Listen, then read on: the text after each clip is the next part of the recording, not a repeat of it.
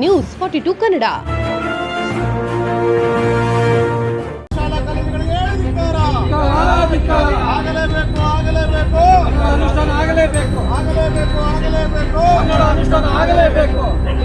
ಕನ್ನಡ ಬಳಸದ ಖಾಸಗಿ ಶಾಲೆಗಳಿಗೆ ಹೇಳಿದ್ದಾರೆ. ಕನ್ನಡ ಬಳಸದ ಖಾಸಗಿ ಶಾಲೆಗಳಿಗೆ ಈಗಾಗಲೇ ಸರ್ಕಾರ ಶೇಕಡವಾರು 60 ಭಾಗ ಕನ್ನಡ ಬಳಸಬೇಕು, 40 ಭಾಗ ಅವ್ರು ಬೇರೆ ಯಾವುದೇ ಭಾಷೆನ ಬಳಸಿ ಅಂತೇಳಿ ಸರ್ಕಾರ ಆದೇಶ ಮಾಡಿದೆ.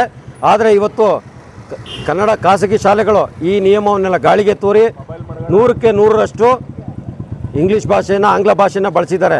ಅದರ ವಿರುದ್ಧವಾಗಿ ಇವತ್ತು ನಮ್ಮ ಕನ್ನಡ ಪರ ಸಂಘಟನೆ ಒಕ್ಕೂಟದಿಂದ ನಾವು ಎಲ್ಲ ಶಾಲೆಗಳಿಗೆ ಕಳೆದ 3 ದಿನಗಳಿಂದ ಎಲ್ಲ ಖಾಸಗಿ ಶಾಲೆಗಳಿಗೆ ಹೋಗಿ ಅವರು ಮಾಡಿರ್ತಕ್ಕಂಥ ತಪ್ಪನ್ನು ಅವರಿಗೆ ತಿಳಿಸಿ ಅರಿವು ಮಾಡಿ ಬಂದಿದ್ವಿ. 3 ದಿವಸಗಳ ಕಾಲ ಎಚ್ಚರಿಕೆ ಕೊಟ್ಟಿದ್ವಿ.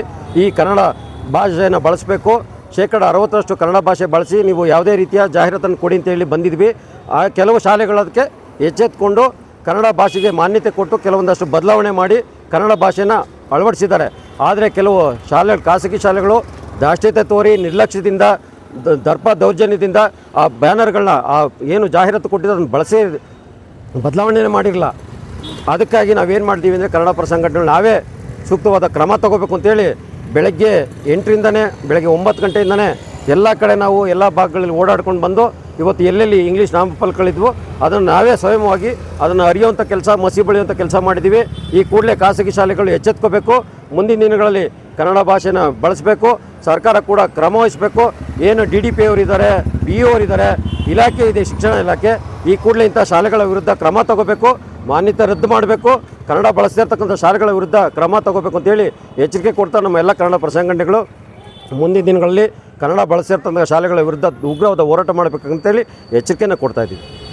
ಕಳೆದ 2 ತಿಂಗಳಿಂದನೂ ನಾವು ಕರ್ನಾಟಕದಲ್ಲೇ ಕನ್ನಡ ಉಳಿಸಿ ಉಳಿಸಿ ಉಳಿಸಿ ಅಂತ ಬಿಡ್ಕೊತಾ ಇದ್ದೀವಿ.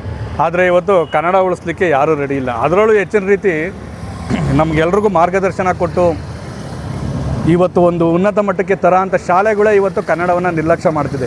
ಅದರೊಳಗೂ ಪ್ರಮುಖವಾಗಿ ಖಾಸಗಿ ಶಾಲೆಗಳಿಗೆ ನಾವು ಅಧಿಕಾರಿ ವರ್ಗದಿಂದನೂ ಎಚ್ಚರಿಕೆಯನ್ನು ಕೊಡಿಸಿದ್ದೀವಿ. ನಾವು ಕನ್ನಡ ಪರ ಸಂಘಟನೆಗಳು, ನಮ್ಮ ಕರ್ನಾಟಕ ರಕ್ಷಣಾಧಿಕಾರಿ ಪ್ರವೀಣ್ ಕುಮಾರ್ ಶೆಟ್ಟಿ ಬಣ ಹಾಗೂ ಎಲ್ಲ ಕನ್ನಡ ಪರ ಸಂಘಟನೆಗಳು ಹೋಗಿ ಅವ್ರಿಗೆಲ್ಲರೂ ಮನವರಿಕೆ ಮಾಡಿಕೊಟ್ರು ಅವ್ರಿಗೆ ಕನ್ನಡದ ಬಗ್ಗೆ ಎಷ್ಟು ಅಸಡ್ಡೆ ಇದೆ ಅಂತಂದರೆ, ನಾವು ಇವತ್ತಿನವರೆಗೂ 2 ತಿಂಗಳಾಯಿತು 60 ದಿನಗಳ ಕಾಲ ಹೋರಾಟ ಮಾಡಿದ್ರೂ ಸಹ ಅವರಿಗೆ ಒಂಥರ ಕ್ಯಾರೆ ಅಂತಾರೆ ನಮ್ಮನ್ನು.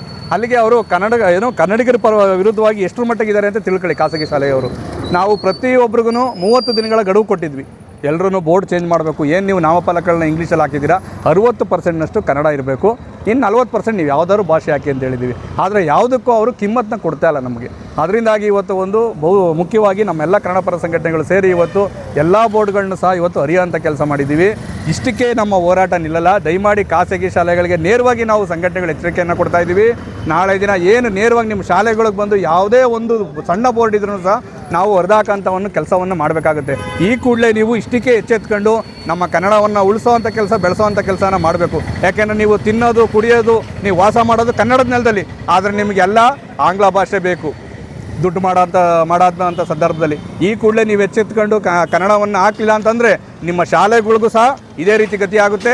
ನಿಮ್ಮ ಶಾಲಾ ಏನು ನಿಮಗೆ ಮಾನ್ಯತೆಯನ್ನು ಕೊಟ್ಟಿದೆ ಅದನ್ನು ರದ್ದು ಮಾಡಬೇಕು ಅಂತ ಅಧಿಕಾರಿ ವರ್ಗದವರಿಗೆ ನಾವು ಪಟ್ಟಿಡಿದು ಕೂತ್ಕೊತೀವಿ. ಈ ಕೂಡಲೇ ಖಾಸಗಿ ಶಾಲೆಗಳು ಕನ್ನಡವನ್ನು ಉಳಿಸೋಂಥ ಕೆಲಸ, ಬೆಳೆಸೋಂಥ ಕೆಲಸ ಅಂತ ಮಾಡಬೇಕು ಅಂತ ಈ ಸಂದರ್ಭದಲ್ಲಿ ಎಚ್ಚರಿಕೆಯನ್ನು ಕೊಡ್ತಾ ಇದ್ದೀವಿ. ನಮಸ್ಕಾರ. ಜೈ ಭೀಮ್ ಬಂಧುಗಳೇ, ಜೈ ಕರ್ನಾಟಕ ಮಾತೆ.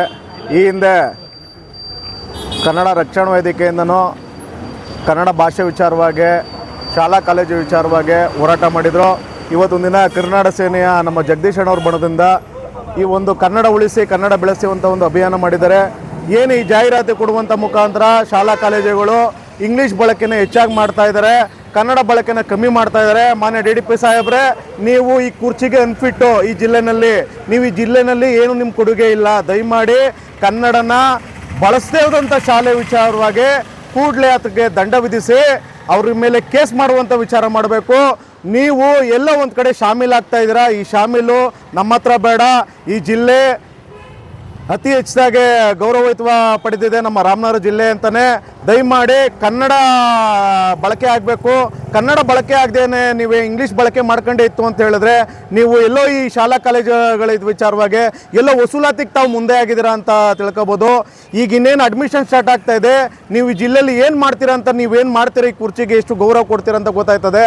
ಈ ಜಿಲ್ಲೆನಲ್ಲಿ ಖಾಸಗಿ ಶಾಲೆಗಳು ಅತಿ ಹೆಚ್ಚಾಗಿ ದುಡ್ಡು ವಸೂಲಿ ಮಾಡೋಕ್ಕೆ ಈಗ ಮುಂದೆ ಆಗ್ತದೆ. ಅಡ್ಮಿಷನ್ ವಿಚಾರವಾಗಿ ದಂಧೆ ಮಾಡೋಕ್ಕೆ ದಯಮಾಡಿ ಇದಕ್ಕೆ ಸರ್ಕಾರದಿಂದ ಕಡಿವಾಣ ಹಾಕಬೇಕು.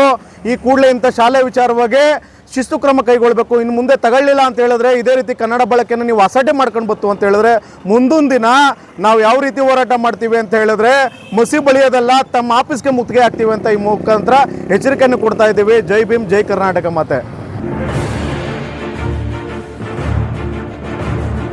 ನ್ಯೂಸ್ 42 ಕನ್ನಡ.